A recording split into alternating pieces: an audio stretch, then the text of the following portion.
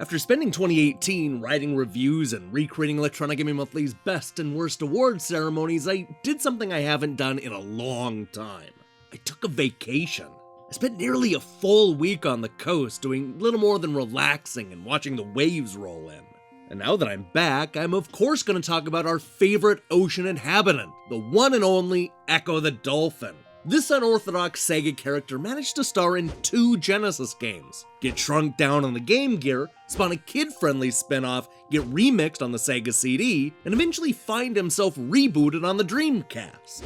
For today, I want to focus on Ecco's first adventure, so turn back now if you don't want to know what happens next, because today we're going to spoil the story and ending for Ecco the Dolphin on the Sega Genesis. This is Game Over, the early years.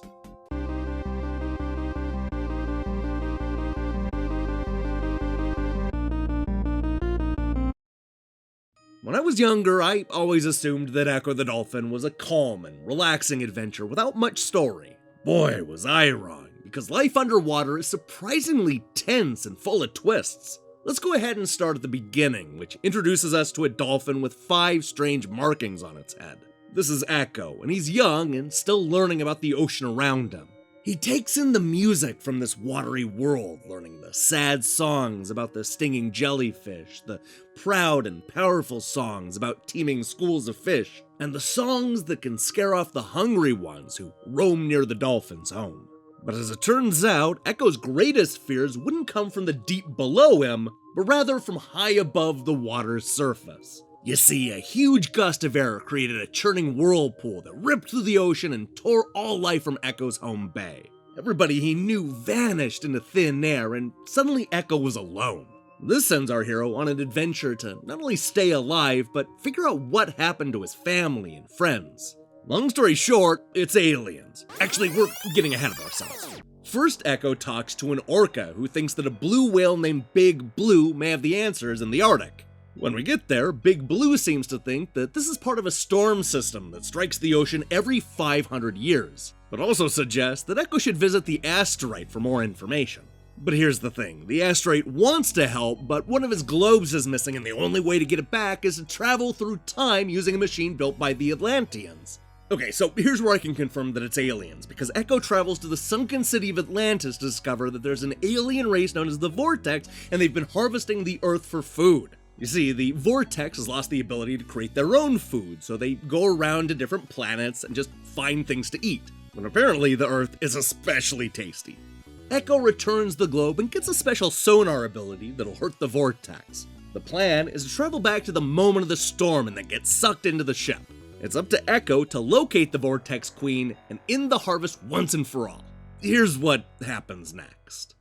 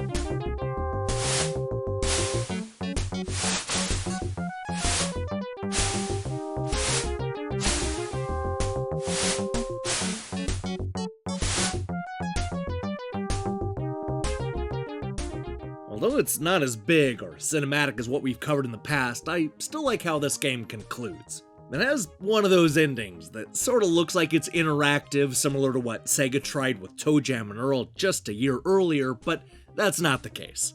From the moment you kill the Vortex Queen, the computer takes over and controls everything.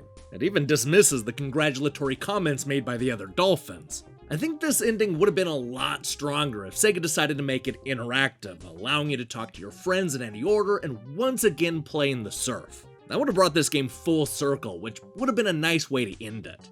That's not the direction Sega went, but I still think this ending worked for this type of game.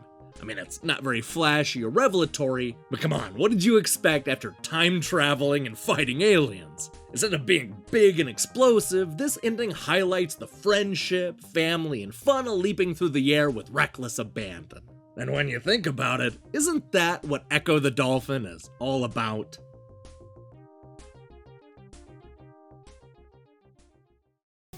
Hey, thanks for watching this episode of Game Over, the early years. If you liked what you saw here, then you should know that we post new episodes every Monday. Now here's the question I have for you. What video game reminds you of being on vacation? Let me see your picks in the comments below. So first and foremost, I apologize for this going up a day late. The vacation pushed everything back about 24 hours. But don't worry, I'm currently hard at work on a bunch of new reviews. Plus, I'm hoping to debut a brand new game show on Friday. In the meantime, I strongly recommend you click that subscribe button and support what we're doing here. Until then.